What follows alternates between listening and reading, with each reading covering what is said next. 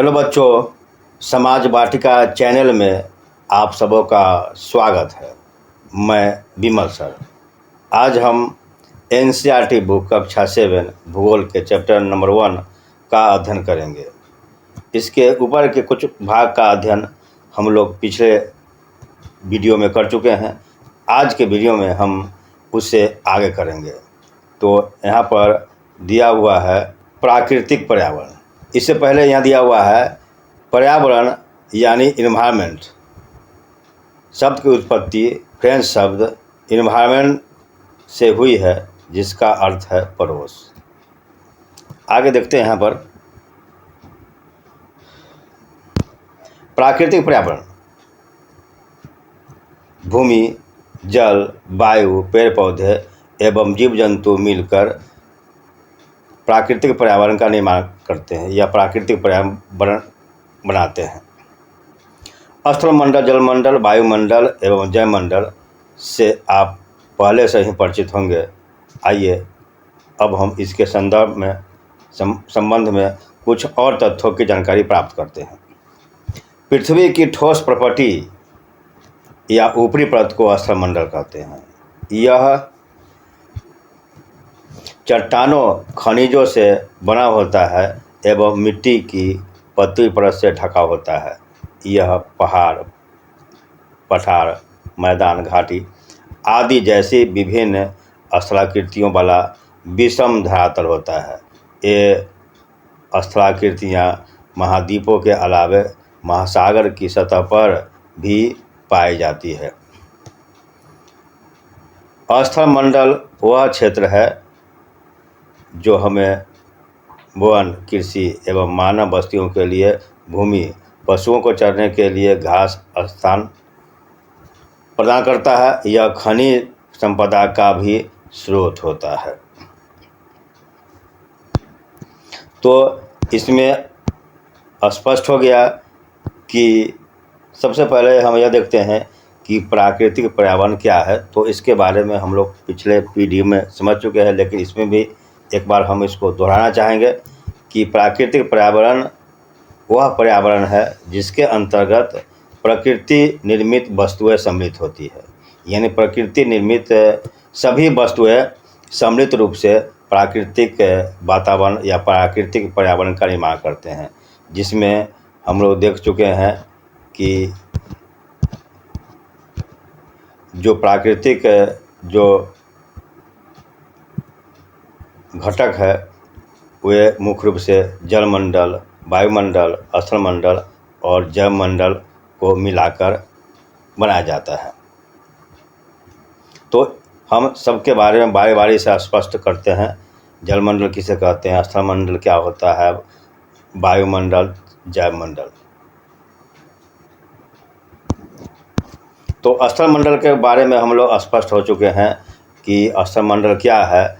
तो स्थलमंडल वह क्या है?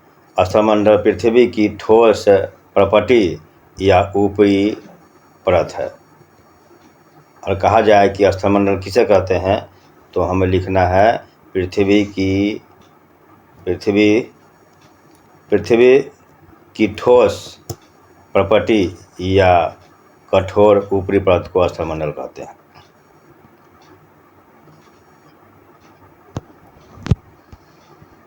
उसके बाद इसमें दिया हुआ है जलमंडल। जलमंडल तो जल के क्षेत्र को जलमंडल कहते हैं। जल के क्षेत्र को जलमंडल कहते हैं। यह जलमंडल के विभिन्न जो क्षेत्र है या स्रोत है, जैसे नदी, झील, समुद्र, महासागर आदि जैसे विभिन्न जलाशयों को मिलाकर बनता है। जल का जो क्षेत्र है यानी जलमंडल वह नदी, झील, समुद्र, महासागर इत्यादि को मिलाकर बनाया जाता है। यह सभी प्राणियों के लिए आवश्यक है। तो दूसरा स्पष्ट हो गया इसमें कि जलमंडल किसे कहते हैं। तो जलमंडल जल के पूरे मंडल को जलमंडल कहते हैं। यानी जल के जो भी क्षेत्र हैं या जो भी स्रोत हैं, जैसे नदी, झील, समुद्र, महासागर, इस सब सम्मिलित रूप से जलमंडल कहे जाते हैं। आगे इसमें दिया हुआ है कि वायुमंडल पृथ्वी के चारों ओर फैली वायु की पतली परत को वायुमंडल कहते हैं। यह स्पष्ट हो गया कि वायुमंडल किसे कहते हैं। पृथ्वी के चारों ओर फैली वायु की पतली परत को हम वायुमंडल कहते हैं। पृथ्वी का गुरुत्वाकर्षण बल अपने चारों ओर के वायुमंडल को थामे रखता है। यह सूर्य की झुलसने वाली गर्मी एवं हानिकारक किरणों से हमारी रक्षा करता है। इसमें कई प्रकार की गैसें, धूल कण, जलवाष्प उपस्थित रहते हैं। वायुमंडल में परिवर्तन होने से मौसम एवं जलवायु में भी परिवर्तन होता है।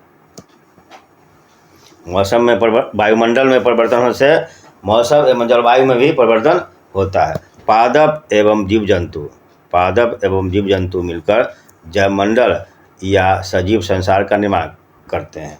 तो चौथा इसमें आया जैवमंडल यानी जीवों के मंडल को। जीव में पादप और जीव जंतु दोनों आते हैं, तो कह सकते हैं कि पादप एवं जीव जंतु सम्मिलित रूप से मिलकर जैवमंडल का निर्माण करते हैं। पृथ्वी का वह संकीर्ण क्षेत्र जहाँ स्थल, जल एवं वायु मिलकर जीवन को संभव बनाते हैं। आगे है इसमें पारितंत्र। रवि की कक्षा में एक एनसीसी कैंप में जेसी ने आश्चर्य से कहा, कितनी मूसलाधार वर्षा हो रही है, इससे मुझे अपना केरल याद आ गया। तुम सबको आकर देखना चाहिए कि कैसे हरे भरे खेतों एवं नारियल के बागानों में लगातार वर्षा होती रहती है। तभी जैसलमेर के रहने वाले हीरा ने आश्चर्य से कहा, हमारे यहाँ वर्षा होते ही नहीं है, हमें तो दूर दूर तक केवल कीचड़ एवं रेत ही नज़र आती है, लेकिन वहाँ ऊँट भी तो मिलते हैं। रवि ने कहा।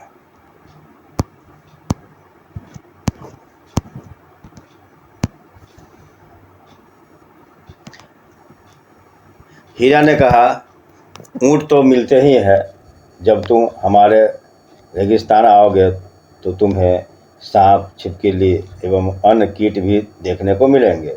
रवि हैरत में पड़ गया। विभिन्न स्थानों पर पाए जाने वाले जीव जंतु, वनस्पति एवं लोगों के रहन सहन के तरीके इतने भिन्न क्यों हैं? क्या सभी का एक दूसरे के साथ संबंध है? बिल्कुल, बहुत संबंध है, शिक्षक ने कहा। सभी पेड़ पौधे, जीव जंतु, मानव अपने आसपास के पर्यावरण पर आश्रित रहते हैं। प्रायः वे एक दूसरे पर भी आश्रित रहते हैं या आश्रित हैं।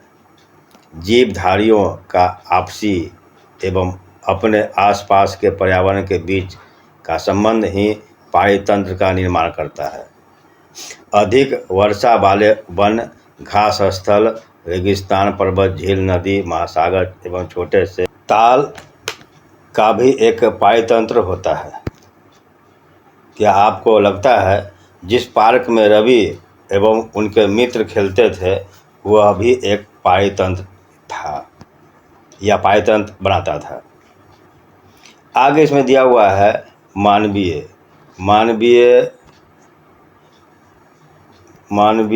पर्यावरण। तो मानव अपने पर्यावरण के साथ पारस्परिक क्रिया करता है और उसमें अपनी आवश्यकता के अनुसार परिवर्तन भी करता है। प्रारंभिक मानव ने स्वयं को प्रकृति के अनुरूप बना लिया था। उनका जीवन सरल था एवं आसपास की प्रकृति से उनकी आवश्यकताएं पूरी हो जाती थी। समय के साथ कई प्रकार की आवश्यकताएं बढ़ी। मानव ने पर्यावरण के उपयोग और उनमें परिवर्तन करने के कई तरीके भी सीख लिए। उसने फसल उगाना, पशु पालना एवं अस्थायी जीवन जीना सीख लिया। पहिए का आविष्कार हुआ। आवश्यकता से अधिक अन्न उपजाया गया, वस्तु विनिमय पद्धति का विकास हुआ, व्यापार आरंभ हुआ एवं वाणिज्य का विकास हुआ। औद्योगिक क्रांति से बड़े पैमाने पर उत्पादन आरंभ हो गया। परिवहन तेज गति से आरंभ हुआ। सूचना क्रांति से पूरे विश्व में संचार सहज और द्रुत हो गया।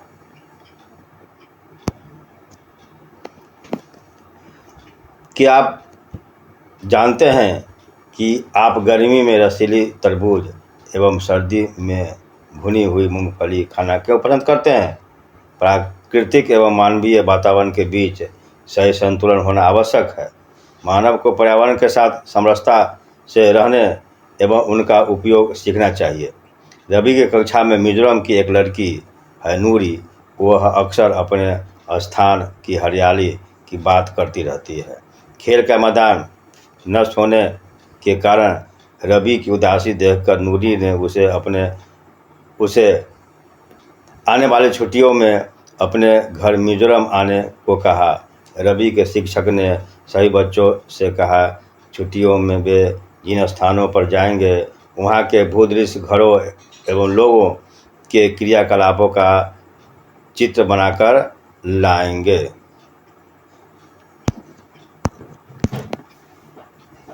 तो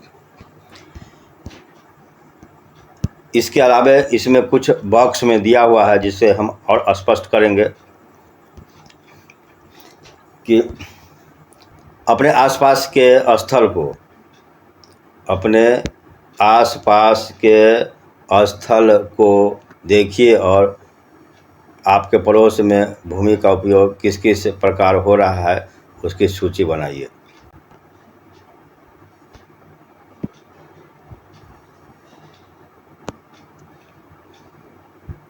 अपने घर एवं स्कूल में आप जो पानी उपयोग करते हैं वह कहाँ से आता है? हमारे दैनिक जीवन में पानी के विभिन्न उपयोगों की सूची बनाइए। क्या आपने कभी किसी को पानी व्यर्थ करते देखा है? कैसे?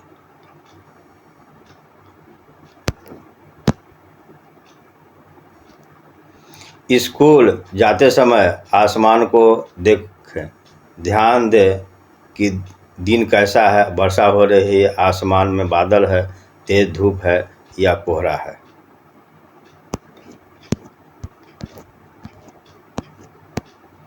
आगे दिया हुआ है कि प्रत्येक वर्ष 5 जून को विश्व पर्यावरण दिवस मनाया जाता है। इसे याद रखेंगे आप लोग। वस्तु विनिमय पद्धति, यह वस्तुओं की अदला बदली का व्यापार है जिसमें धन का प्रयोग नहीं होता है।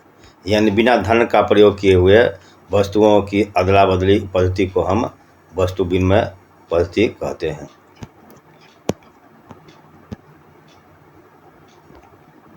अपने पड़ोस के किसी बुजुर्ग व्यक्ति से बात करें और निम्न जानकारी प्राप्त करें। जब वे आपकी उम्र में थे तब उनके आसपास कैसे पेड़ थे?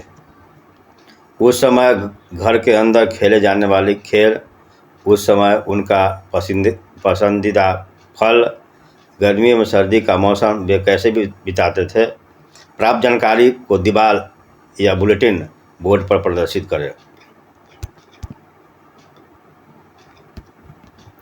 तो यह स्पष्ट हो चुका कि पर्यावरण किसे कहते हैं और पर्यावरण के जो घटक है वह प्राकृतिक घटक और मानवीय घटक है। तो प्राकृतिक घटक में जो प्रमुख घटक है वह है स्थलमंडल, जलमंडल, वायुमंडल और जैवमंडल। स्थलमंडल, जलमंडल, वायुमंडल और जैवमंडल। तो पहला है स्थलमंडल। किसे कहते हैं? पृथ्वी की ठोस प्रपटी या कठोर ऊपरी परत को हम स्थलमंडल कहते हैं। उसके बाद दूसरा परिभाषा यहाँ भी दिया हुआ है। स्थलमंडल वह क्षेत्र है जो हमें वन, कृषि एवं मानव बस्तियों के लिए भूमि, पशुओं को चरने के लिए चारा स्थल प्रदान करते हैं। यह खनिज संपदा का भी एक स्रोत होता है। दूसरा है इसमें प्राकृतिक पर्यावरण के घटक में जलमंडल। तो यानी जल के क्षेत्र को हम जलमंडल कहते हैं। यानी संपूर्ण जो जलीय भाग है वह सम्मिलित रूप से जलमंडल का निर्माण करते हैं। उसके बाद है वायुमंडल। तो वायुमंडल को हम कह सकते हैं पृथ्वी के चारों ओर फैली वायु की पतली परत को हम वायुमंडल कहते हैं। उसके बाद जैवमंडल तो पादप एवं जीव जंतुओं को सम्मिलित रूप से हम जैवमंडल या जैव संसार कहते हैं। आगे इसमें दिया हुआ है पारितंत्र। यानी पारितंत्र वह तंत्र है जिसमें समस्त जीवधारी आपस में एक दूसरे के साथ तथा पर्यावरण के भौतिक एवं रासायनिक कारकों के साथ परस्पर क्रिया करते हैं, जिसमें वे निवास करते हैं। वे सब ऊर्जा तथा पदार्थों के हस्तांतरण द्वारा संबंध होते हैं। तो इसे हम पारितंत्र कहते हैं। आगे इसमें दिया हुआ है कि एक ताल का पारितंत्र दिया हुआ है। तो ताल में देख रहे हैं कि यह पेड़ पौधा है, जलीय जीव है, फिर पेड़ पौधा है, वायु जलमंडल है, जैव है। तो ये सभी सम्मिलित रूप से पारितंत्र का निर्माण करते हैं। आगे दिया हुआ है इसमें मानवीय पर्यावरण। तो मानवीय पर्यावरण में मानव तथा उसके द्वारा जो निर्मित जो वस्तुएं हैं वो सम्मिलित रूप से मानवीय पर्यावरण का निर्माण करते हैं। उसके अंतर्गत एक महत्वपूर्ण बात है वस्तु विनिमय पद्धति। तो वस्तु विनिमय पद्धति का मतलब है कि प्राचीन काल में यह पद्धति प्रचलित था और इसके अंतर्गत यानी वस्तुओं की अदला बदली होती थी बिना धन का प्रयोग किए हुए। पहले धन यानी करेंसी या मुद्रा का आविष्कार नहीं हुआ था, तो उस समय लोग व्यापार वस्तुओं के अदला बदली करके ही करते थे। इसलिए इस पद्धति को हम वस्तु विनिमय पद्धति यानी बार्टर सिस्टम कहते हैं। उसको वस्तु विनिमय पद्धति, बार्टर सिस्टम। तो मुख्य रूप से यानी इस चैप्टर में जो दिया हुआ है उसको हम लोग समाप्त कर चुके हैं और इसी के साथ हमारा जो है चैप्टर समाप्त हो चुका है। अब इसमें हमारा बचा अभ्यास। तो जो अभ्यास के जो प्रश्न है उसके लिए हम एक अलग यानी दूसरे वीडियो में हम लोग इन सबों को सॉल्व करेंगे और इनका यानी एक अलग से नोट बनाकर हम सभी क्वेश्चन का उत्तर हम लोग लिखेंगे और उसके बारे में हम समझेंगे। इस चैनल से लॉन्ग वीडियो और शॉर्ट वीडियो दोनों प्रकार के वीडियो बनाए जाते हैं। दोनों प्रकार के वीडियो एक साथ अपलोड किए जाते हैं ताकि जिस चैप्टर में जो परेशानी है, जो टर्मिनोलॉजी है, जो परिभाषा है, उसे शॉर्ट वीडियो के द्वारा हम लोग स्पष्ट करते हैं ताकि इस चैप्टर में किसी तरह की कोई परेशानी, कोई कठिनाई नहीं हो। अतः लॉन्ग वीडियो के साथ साथ आप लोग शॉर्ट वीडियो को भी ओपन करें और उससे आप लोग लाभ उठाएं। तो आज तक यानी आज के वीडियो को हम यहीं समाप्त करते हैं और यह कहते हुए दूसरे वीडियो मिलते हैं कि इस वीडियो को आप सब्सक्राइब करें, लाइक शेयर भी करें तथा बेल आइकन को भी दबाएं ताकि यहाँ से जो भी वीडियो अपलोड हो वह सबसे पहले आपके मोबाइल पर पहुँचे और आप इससे लाभ उठाएं। तो इसी के साथ आज के वीडियो को हम यहीं समाप्त करते हैं और मिलते हैं अगले वीडियो में, जिसमें हम इस अभ्यास का यानी चैप्टर नंबर 1 पर्यावरण के जो प्रमुख प्रश्न उत्तर है उसको हम लोग सॉल्व करेंगे। तो तब तक के लिए जय हिंद, जय भारत।